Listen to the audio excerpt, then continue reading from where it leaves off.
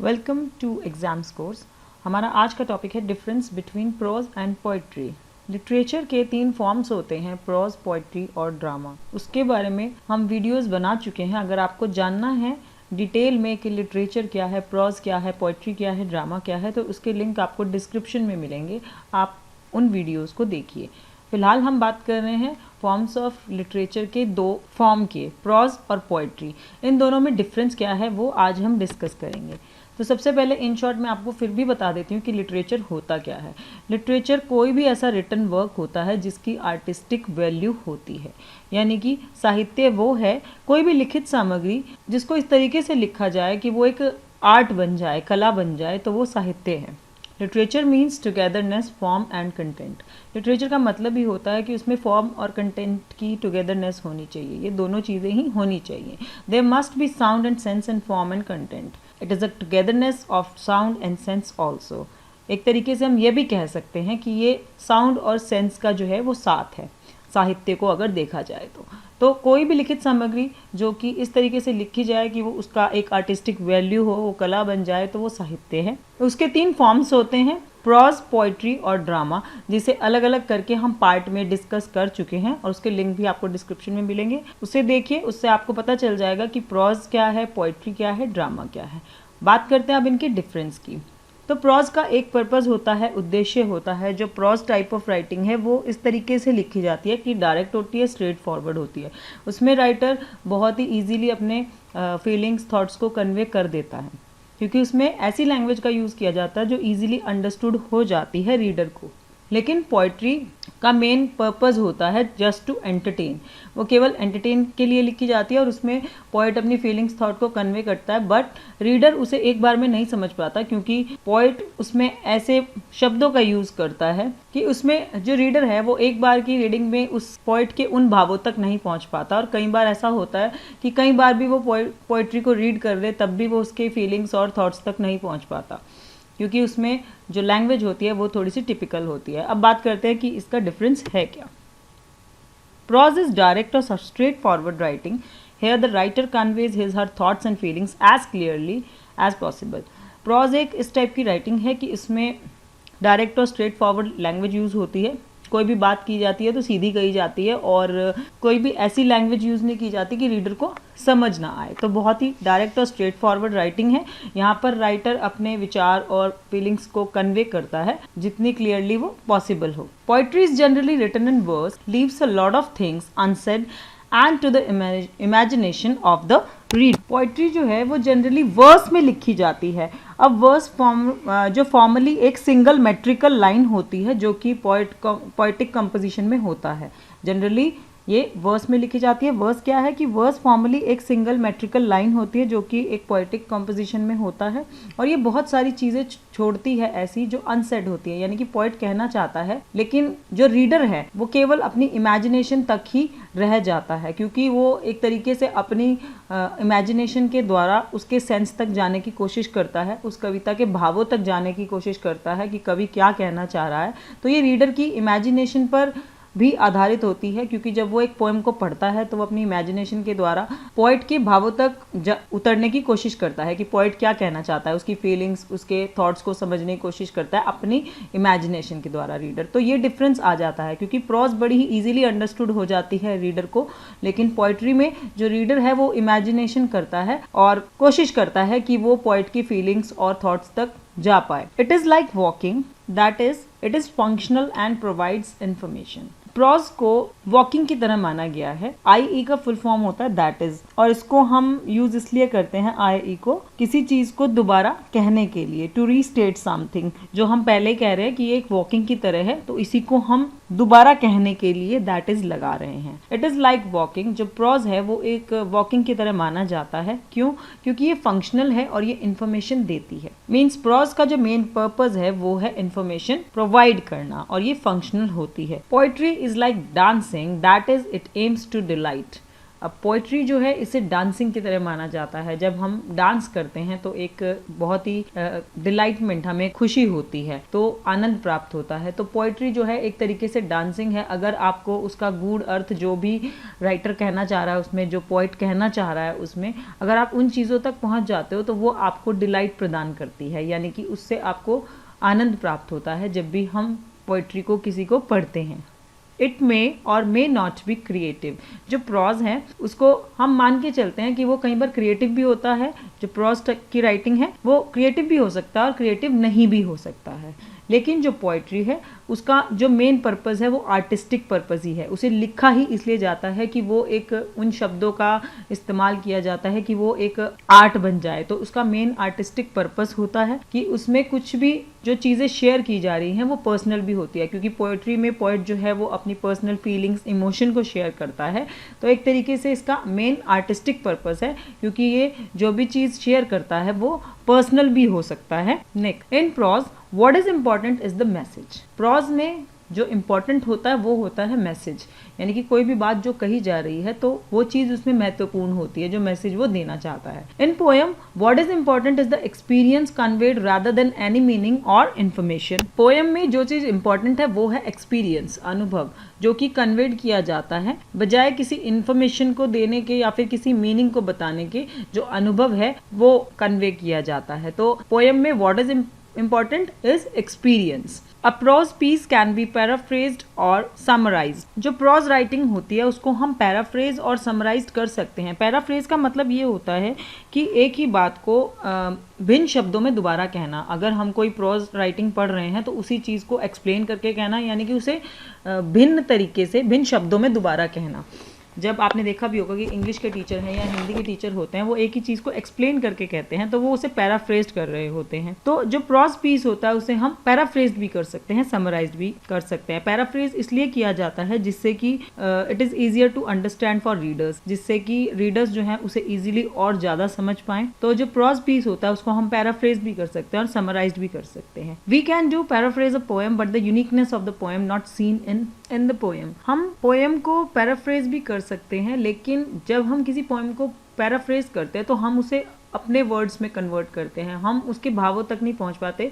कई बार हम 2 से 3 बार भी रीड कर लेते हैं पोइट्री को, लेकिन उसे हम अपने शब्दों में पैराफ्रेज करते हैं, अपने ओन वर्ड्स में। पैराफ्राइजिंग का मतलब ये नहीं होता कि हम किसी पोएम को एनालाइज कर रहे हैं या सेम उसके उस भाव तक पहुंच रहे हैं जो कि पोइट कहना चाहता है। तो किसी भी पोएम को पैराफ्रेज करना पॉसिबल है, लेकिन उसे क्या होता है कि जो पोएम की यूनिकनेस है वो चली जाती है, वो हमें दिखाई नहीं देती उस वर्क में। तो इसलिए पैराफ्रेज करना पोएम को पॉसिबल है, क्योंकि हम अपने वर्ड से एक्सप्लेन करते हैं उस पोएम के मेजर आइडियाज़ को लाइन बाय लाइन, लेकिन हम उसकी यूनिकनेस को खो देते हैं। नेक्स्ट है, prose does not pay attention to rhyme and rhythm. जो प्रॉज टाइप की राइटिंग होती है, प्रॉज वर्क है, उसमें जो राइटर है वो राइम और रिदम के पर ध्यान नहीं देता है, क्योंकि प्रॉज में जो भी बातें लिखी जाती हैं, जो लैंग्वेज यूज़ की जाती है वो स्ट्रेट फॉरवर्ड होती है, डायरेक्ट होती है, इजीली अंडरस्टूड होती है रीडर्स को।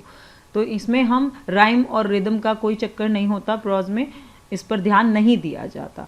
पोइट्री में इस पर ही ध्यान दिया जाता है, राइम और रिदम पर, क्योंकि जब कोई हम पोएम पढ़ते हैं तो आपने देखा भी होगा कि उसमें वर्ड्स होते हैं, उनका राइम मैच होना चाहिए। जैसे कि आप देखते भी हैं कि कई पोएम में क्या होता है कि फर्स्ट और थर्ड लाइन के जो लास्ट वर्ड होते हैं उनका राइम मैच करता है सेकंड और फोर्थ लाइन का, किसी में फर्स्ट सेकंड लाइन का, फिर थर्ड फोर्थ का। तो ये इस चीज़ पे पोइट जो है वो ध्यान रखता है, राइम और रिदम पर उसका मेन कंसंट्रेशन होता है पोइट्री वर्क में। The writer usually has no word limit.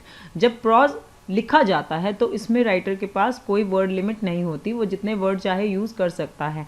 आप देखते भी हैं कि प्रॉज में पैराग्राफ्स होते हैं, तो इसमें राइटर के पास यूजुअली जो है कोई वर्ड लिमिट नहीं है। तो लेकिन पोइट्री जो है, पोइट्री में पोइट जो है वो limited number of words use करता है, और कई पोइट्री के फॉर्म्स ऐसे हैं जिसमें बहुत ही उसे लिखना टिपिकल होता है, क्योंकि कुछ रूल्स को फॉलो करना पड़ता है उसमें। अब सोनेट है वो 14 लाइंस की पोएम होती है, जो कि लिखनी बहुत टिपिकल होती है, क्योंकि ये आयम्बिक पेंटामीटर में लिखी जाती है। ईच यूजुअली कंटेनिंग 10 सिलेबल्स होने चाहिए उसमें, और एक फिक्स पैटर्न होता है इसमें राइम का।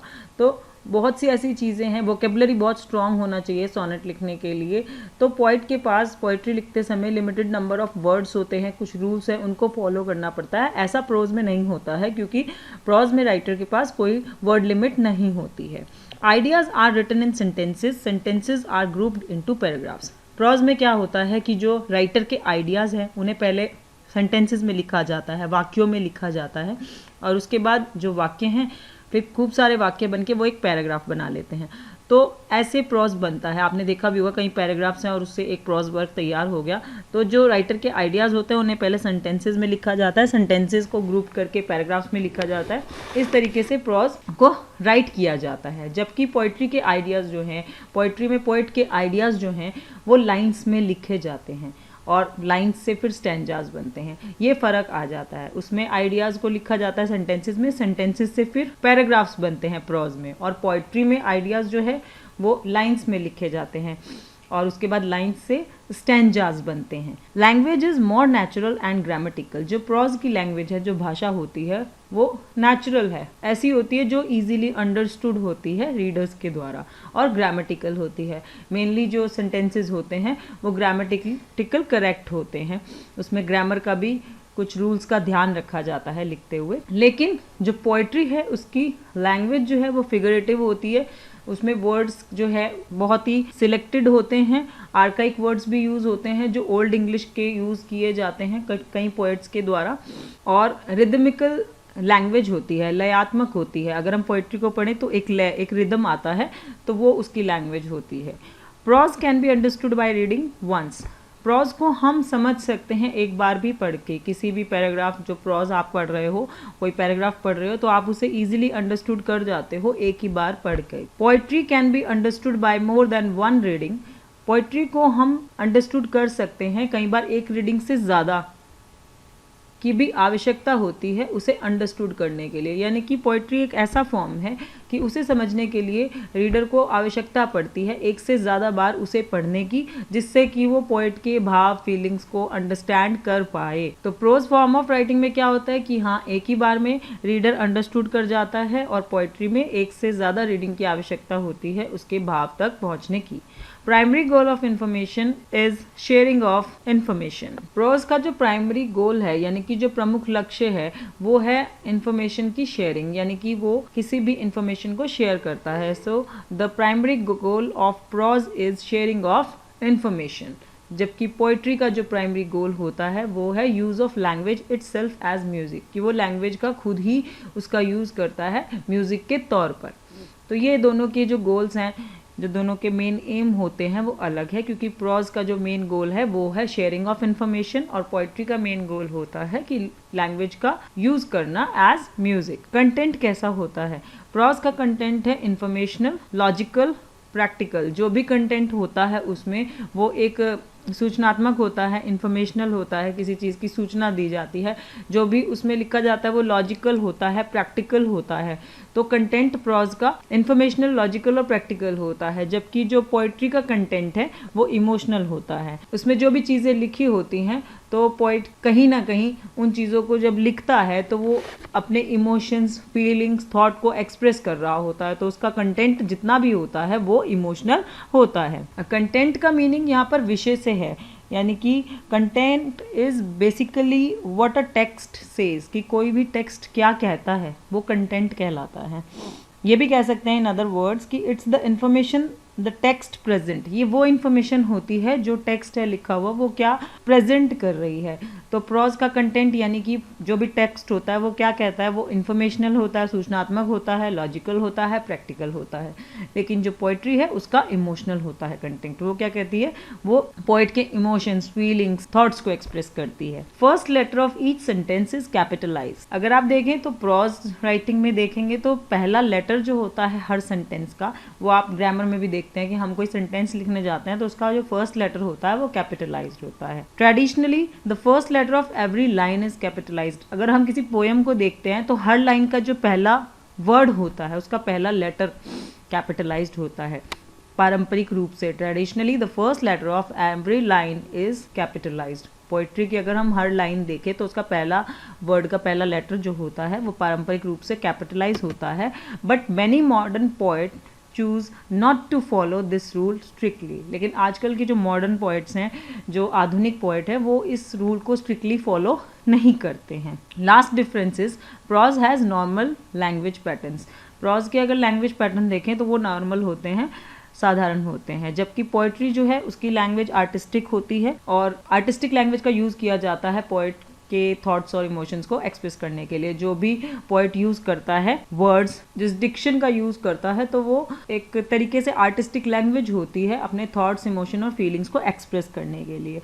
डिक्शन एक तरीके से एक लिंग्विस्टिक चॉइस है जो कि एक राइटर को अपने आइडिया को कन्वे करने के लिए इफेक्टिवली यूज़ की जाती है। बेसिकली लिटरेचर में जो डिक्शन है वो एक तरीके से वर्ड्स हैं जो कि एक राइटर चूज करता है अपनी बात को कहने के लिए, अपने थॉट्स, फीलिंग्स, इमोशंस को एक्सप्रेस करने के लिए। तो पोइट्री में आर्टिस्टिक लैंग्वेज, इस तरीके के डिक्शन का यूज़ किया जाता है जिससे कि जो ऑथर है वो अपनी वॉइस और स्टाइल जो है एक डिस्टिंक्ट वॉइस में, स्टाइल में प्रेजेंट कर सके और अपने थॉट्स और इन्फॉर्मेशन को जो है एक्सप्रेस कर सके। इसलिए पोइट्री की जो लैंग्वेज होती है वो आर्टिस्टिक लैंग्वेज होती है, जबकि प्रोज की जो लैंग्वेज है वो नॉर्मल होती है, which is easily understood by readers. तो ये था डिफरेंस प्रोज और पोइट्री के बीच, जो कि लिटरेचर के फॉर्म्स होते हैं। सो यहाँ हमने डिस्कस किया प्रोज और पोइट्री के बीच में जो डिफरेंस था, उनके पॉइंट्स को डिस्कस किया। अगर आपको वीडियो पसंद आए आप लाइक कीजिए, सब्सक्राइब कीजिए हमारे चैनल को और जुड़े रहिए हमारे चैनल के साथ आगे आने वाली वीडियोज़ के लिए।